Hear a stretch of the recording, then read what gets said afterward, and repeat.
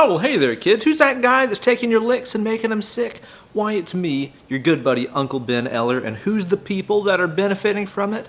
Why, it's you guys, my loyal and lovely patrons. This is another Patreon exclusive video just for you guys, a new installment of the Lick Doctor, or as the case is today, the Riff Doctor, because I'm going to be helping my man Kenny out in resolving his alternate picking issues when playing some dope Mastodon riffs, specifically some of those like double picked riffs that you hear him do in the verse part of Oblivion, as well as the pre-chorus. Now, if you're playing the home game, I am tuned to drop C tuning today, just like they are on the record, so I'm tuned CGC FAD on this lovely Dunable Cyclops Gortar.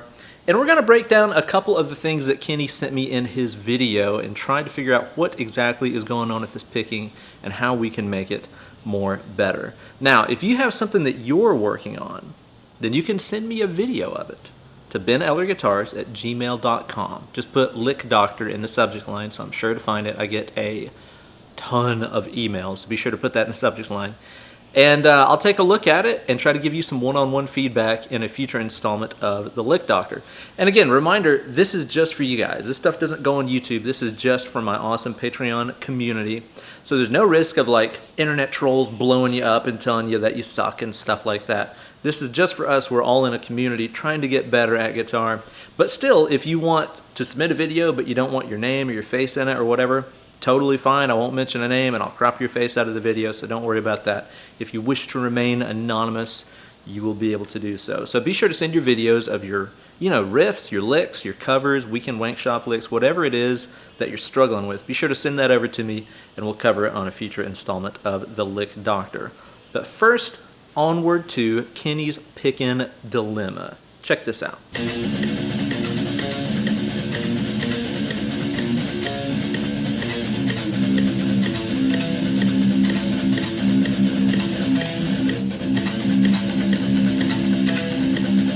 So as you guys know, I love me some Mastodon, and one of my favorite things that they do are those cool double-picked riffs, like what you're hearing in Kenny's video there.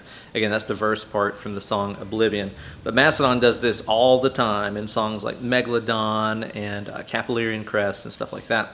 I love the sound of these, and funny story, I used to be completely unable to do riffs like this until I played in a band with my good buddy Mitchell Trueblood. That is his real name. It's way cooler than any of ours. And Mitchell is an incredibly creative player, and he also picks weirder than I think anybody that I've ever seen. He kind of like stretches his fingers out straight, kind of picks with the back edge of the pick. I don't know how he even makes anything happen, but he's amazing. But anyway, he used to write a lot of those double-picked riffs, and I really struggled with getting him down, but I had to because I was playing in a band with the guy. So actually, just having to keep up with Mitch gave me all the training that I needed to play riffs like this. So I was already comfy with this kind of style of double picking by the time I got into Mastodon years later. Now, one of the first questions that you had there was about your pick of choice and your pick grip and stuff like that. Where should I be holding the pick? So I use this Tortex Sharp pick, so it's more difficult to pick for sure. It's got a nice bite to it, nice tone, crunch to it, but it makes it more difficult to alternate pick, and so I'm wondering if you might have advice on where to hold it, what I might be doing wrong, or what I could improve in terms of my alternate picking technique. So you're using the Dunlop kind of teardrop, super pointy, I think they're called like Dunlop Sharp 88 picks. I love the good old greens. I use the T3 green, which is .88 all the time. Classic pick, they sound killer. I'm not really a fan of the super sharp ones, the ones that kind of look like a witch hat like this, but a lot of people like them. Ken Susi uses them, Jeff Loomis uses them, tons of players really like them. So if you dig the feel of it, go for it, just stick with it. I tend to prefer a pick with like a broader shoulder, like the Dunlop Flow or this Pickboy Edge that I'm using today. I've used these picks forever. I like something with a little less steep of a point on it, something a little bit broader like that. But your mileage may vary. I would describe my pick grip as being very unspectacular. I think it's just very normal. I tend to kind of bend my first finger like that, like a pirate hook, sit the pick on top of the knuckle. I used to really set it down like on the tip of the finger, but there's too much wiggle right there, So nowadays I set it on top of the knuckle, put the thumb on top. Nothing really extraordinary. I have maybe 3 millimeters or so of like pick tip sticking out, you know. I'm not super choked up on it. I find that when I do, I tend to get a lot of like, you know, accidental Billy Gibbons kind of sounds when I do that. But I don't like having too far sticking out because it's just less accurate, you know. But again, you know, different strokes for different folks. Different pick strokes for different pick folks, am I right? Oh. Anyway, whatever works for you, just go with it as long as you're not like tensing up or causing yourself any kind of pain or anything like that. Look at the way Friedman plays versus the way that Bill plays versus the way that John Petrucci plays. You know, you're going to see a million different pick grips out there, and the good news is that they're all correct. But there are certain things that you might be able to do here that may make your picking more better. One of the first things that I observed, and I'm going to try to kind of imitate it here. Trying to imitate the way that you're kind of holding your right hand.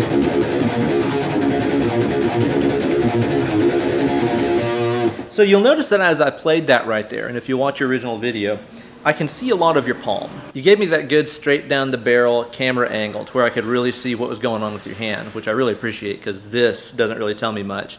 That angle right there lets me really see what's going on with the pick.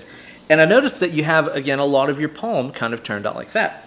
Now, that leads to some good things that we'll talk about in a second, but it leads to other things that might be affecting your playing right here. I know because I have a tendency to play this exact same way too. And especially if I've gone through a period where like I've not gotten to play guitar for a while and I pick it up, my hand tends to do that naturally. You can see it in a lot of my videos actually. I tend to have kind of this exposed palm, like I'm showing the ceiling a little bit of my palm when I play. Now, the good news about this sort of attack angle that you have right here is it's giving your pick very good trajectory to escape on the upstroke. I talk in the videos about downward pick slanting all the time. Downward pick slanting is pretty much essential to be able to play these double picked riffs because they're all changing strings after upstroke. If we're hitting each note 2 times, you know, they're all escaping on ups like that. So to have that kind of upstroke trajectory that's putting you out of the strings is a great thing. And this pick angle that you're doing is providing that a little bit. Here's what I noticed though. Whenever I have too much palm sticking out like that, my wrist ends up almost kind of contorted, almost kind of bent in a way that I do find kind of fatiguing. You mentioned getting some fatigue and stuff in your video. I'm not really a fan of that. I want to be able to play, you know, all night long, Lionel Richie style. So I don't want any kind of technique that's gonna like wear me out, you know? Now, the other thing that can happen sometimes whenever you have more of that palm kind of exposed is a feeling that I can only describe as, I'm gonna call skippy, whenever you're alternate picking at really high speeds. Sometimes if I have my hand in that position, and I heard you do it at one point in your video too, when you just demonstrated your fast playing like that. See, like you can hear it's not consistent, like you'll get a couple and then you'll have a couple of notes that are just kind of dead sounding, right? I think that that is due to some sort of effect that probably happens with the pretty extreme entrance and exit angle that you're picking up off of the string right there. I think the sound of the string being pressed into the pickups by the downstroke versus pulled away from the body with the upstroke when you have that extreme of an angle, I think that that can kind of slow you down and hurt the tone a little bit too, you know?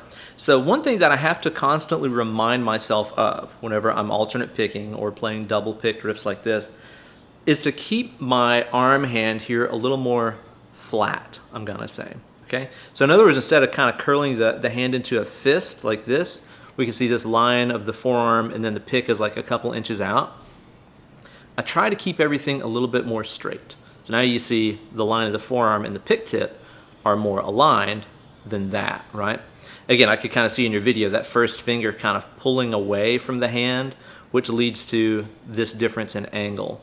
I think whenever you have everything in a line a little bit more and a little flatter like that, you know, I think the movements of your wrist and your forearm, if you're kind of picking from the forearm, are more truly expressed by the tip of the pick. Whereas if you have this offset that happens when we bend the wrist and stuff and pull the first finger away, I think those motions are translated a little bit differently. So one thing you might want to try as you play here, and again, I'll try to give you a good angle like you afforded me there, rather than having more of your hand kind of out like that, try to flatten, okay? So again, you can see right there, everything is just a little straighter than that. Okay, again, I'll give you another angle here. Hopefully we can get a close-up. Let me move the camera here a little bit. Okay, so again, here's more like your angle. I'm just saying flatten everything out. See that? Again, I think when you do it that way, you'll find that the movements that you think you're making are expressed more truly by the tip of the pick. So that's going to be the number one thing I got to tell you. Now, as you do that, as you get used to playing with that sort of straighter, flatter picking hand rather than a balled up fist like that, a little flatter, you're still going to want to maintain that, downward pick slanting, upstroke escape kind of trajectory like you had with your original picking style. Again, whenever I'm doing that, you see the hand's quite flat here, but still when I do an upstroke, I can find a little bit of space in between my pick and the string. You don't ever want to see your pick getting trapped in between the strings, because then you're going to be having a hard time when you're changing strings, right? So as you go through this stuff, always try to maintain, again, that slight diagonal. It can just be like a 10-degree angle away from the string, and that's going to help a lot. And again, the way that it's going to change the way that your pick just sort of addresses the string and stuff too, I think you'll find that it cuts better and it just sounds better when you play that way, and is also just going to be a lot more consistent and reliable. So number one thing for you is going to be take that hand that's kind of balled up with the pick away from the forearm like that, and just try to straighten everything out a little bit like that. Now I want to show you a great way to practice double-picked riffs like this that uses the metronome. Because see, here's the thing. At those tempos that these songs go by at where you're double-picking stuff, I think this song is about like 130 or 140 BPM, 16th notes, pretty quick. If you're trying to concentrate on every single pick stroke that's going by, you're just gonna like crash your system. It's way too much to think about at those kinds of speeds, to be thinking down, up, down, up, down, up, that was 4 notes, down, up, that's 2 notes, now I gotta do 8 notes, so it's down, up, down, up, down, up, down, up. Like, there's no way that I can keep up with that. So I don't even try to. And here's the way that I kind of develop that. Here's what I want you to think about. Okay, play these riffs as straight 8th note downstrokes instead. So instead of ba-da-da-da-da-da-da-da-da-da, I just want you to play da-do-do-do, da-do, da-do-do-do, da-do, da-do-do-do, da-do, da. You could take your tab and just cross out every other note, just play the downstrokes. So instead of playing the riff like this, I want you to play it like this. Let me do that with a metronome here. 2, 3, 4.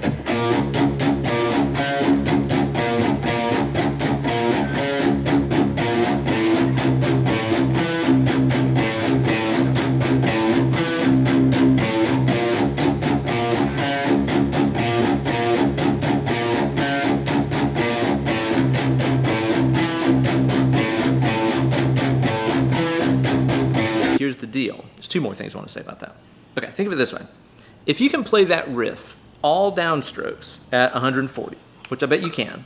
Again, here's 140 right here.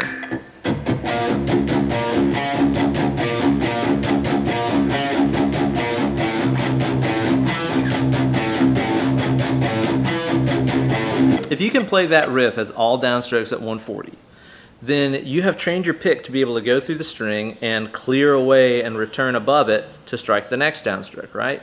So if you can train your pick to do this really, really well, getting through the string, clear, and hopping over, getting through the string, clearing, hopping over, then essentially if you can just train your pick hand to be lazier, and instead of getting away from the string to get above it, how about you just reload that downstroke by just smacking it on the way back up again? You know what I mean? If your pick can do this at 140, it can certainly do this at 140 because it's a simpler motion, right? This is complicated. This is just hitting it on the way back.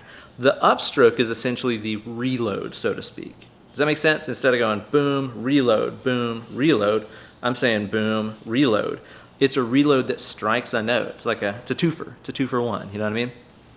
So as you're practicing this with all downstrokes, like we were talking about, here's another effect that happens. And this is great too if you can set your metronome to subdivide for 8th notes like this. Let's see here. 2 and 3 and 4 and 1 and 2 and 3 and 4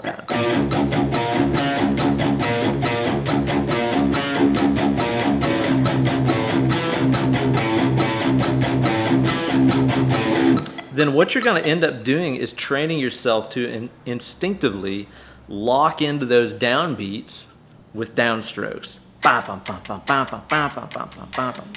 As you practice this with the metronome, I want you to try to bury the click. That's the word that was used for me way early on that finally made using a metronome really make sense. Don't play to it, bury it. What I mean by that is every time you're hearing that thing beep, you shouldn't even be able to hear the metronome. I just want to hear your downstrokes locked into it.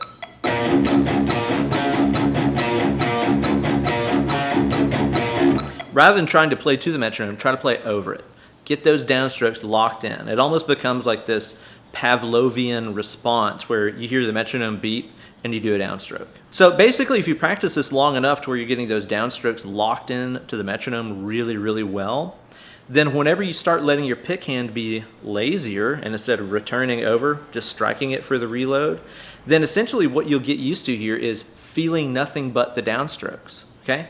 Whenever I take that riff, to put it on like 120 or so right here so you can hear it better. Whenever I take that riff and I play it as 16th notes, I'm doing the downstrokes and the upstrokes, like this.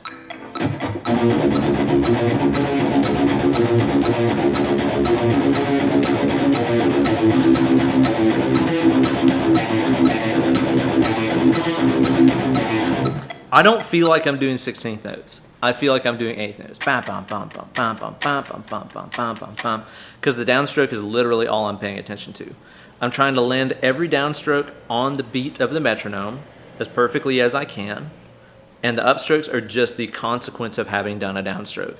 And I'm about to do another one, you know? Again, it's the reload. So like I said, in my head, I have practiced those all downstroke things like that to the click so much that I can't help but put the downstroke on the downbeat, and the upstrokes just kind of fill in the gaps themselves, you know what I mean? Now, another thing that you mentioned is Bill's really strong picking attack, which is great, man. I'm always trying to get people to pick harder. And again, this comes from experience because I picked so light for so long, and it's just, I don't know. If you're playing with like a metric ass ton of gain on your tone where it's doing all the work for you, that's okay. Those aren't always the best tones, though, and it's definitely not the kind of tones that Mastodon uses, especially now. They've been really cutting back on the gain and stuff. So a lot of the horsepower that you're hearing is coming from the right hand, but it's not about just striking everything harder. It's about striking the accents harder. Here's what I mean. So whenever you hear that riff, right, you don't really hear it as da da da da da da da da da da da da da like straight like that. You hear da do do do da do da do do do da do da do do do da do da. Those accents on those notes, right? Bam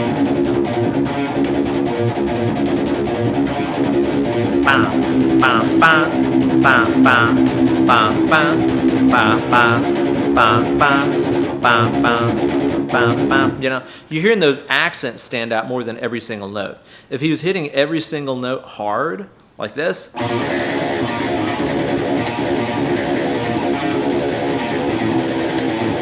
like that's really undynamic. Yeah, every note sounds heavy, but it doesn't sound good either, right? Monotone sounds are not what we want as guitar players. We want dynamics. So what I want you to focus on is really digging into those accent notes only. I think your attack on the other notes sounds fine. I can hear a little bit of that nice scratchy sound coming from the pick, hitting the winds of the string and stuff. I like that already. Now what I want you to do is just really dig in and grind into those accent notes. So like right now you kind of sound like this. I want to hear it like this.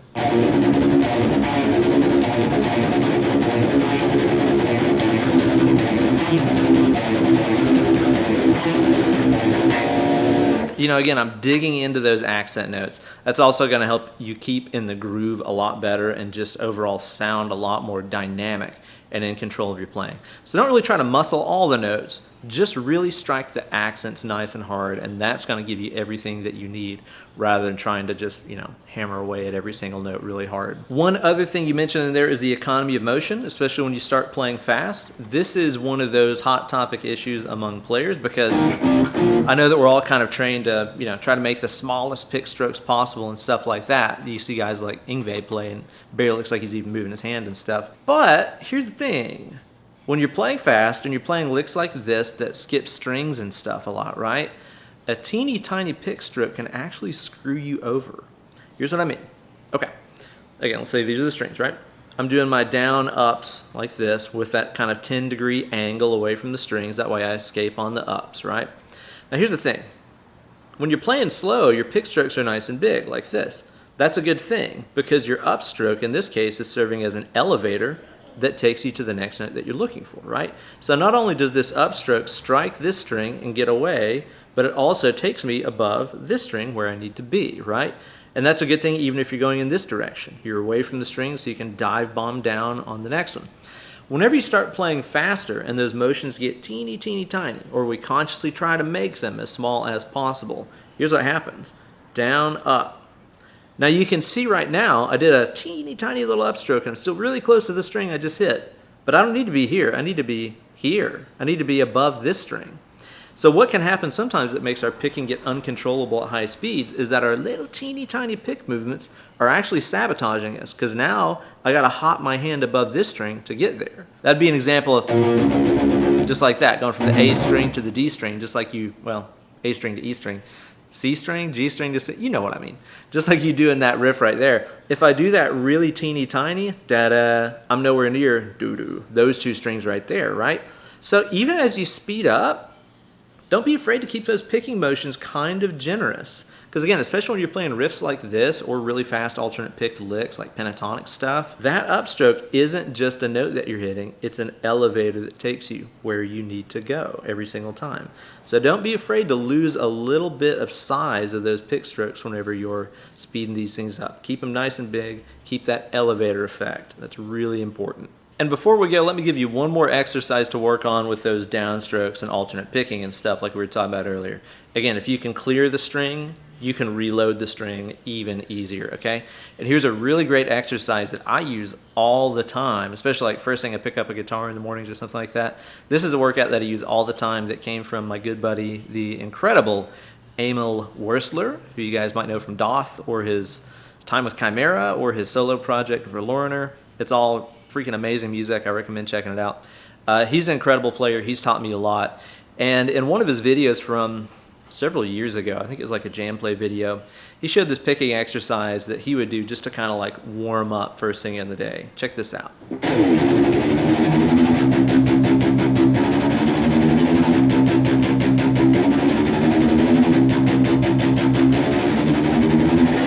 So as you can see, I was alternate picking 16th notes while I walked up chromatically.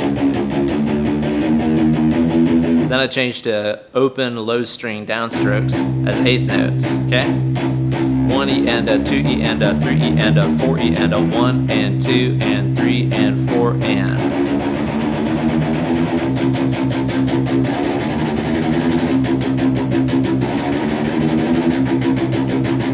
Just like that right there. Again, that is helping you get that downstroke speed up and then making you realize if you can do this at 180, this is going to be even easier. Really, really great workout to get those hands in sync. So fire up the metronome and try that one out. I think that's really going to help you a lot and also help you get used to that more flat picking hand that we were talking about. Again, less of the palm to the ceiling, less of the fist, less of the curved kind of thing. Try to keep everything a little bit more in line, you know? Again, a little bit flatter. That's why like you see Paul Gilbert's picking hand and it kind of looks like that a lot of the times. It's because his picking hand is pretty flat and he's trying to keep these fingers away from the strings, you know? You don't have to do it that way. Usually whenever I play this kind of stuff, I can feel the tops of my fingers kind of rubbing on those strings a little bit. It doesn't make any noise. If anything, it just mutes them and keeps them quiet. But yeah, try to flatten that hand out, turn on your metronome, and try that exercise out. I think it's going to help you out a ton. Thank you guys, as always, for watching. If you want to be the star of the next installment of The Lick Doctor, be sure to send me your videos of whatever you're working on to benellerguitars@gmail.com. Be sure to put Lick Doctor in the subject line or else I might not be able to find it in the future. I'd love to see whatever you guys are working on and give you all some help. You guys have helped my life out tremendously, and I love being able to interact with you guys and give something back for all the good stuff you guys give me. One hand washes the other, as they say. So let me help you. Help me help you. I think that's Jerry Maguire, right? So be sure to send your videos over to benellerguitars@gmail.com, and we'll cover them in the future real soon. Thank you guys so much. Kenny, I hope this helps you out on your path to Mastodon domination. Thank you guys so much for watching this newest installment of The Lick Doctor. I'll have another one coming out real soon, so be sure to stay tuned for that right here on the Patreon page. Thank you guys again so much for all the love and support. You all are the best. Now go play some guitar. Less clicking, more picking.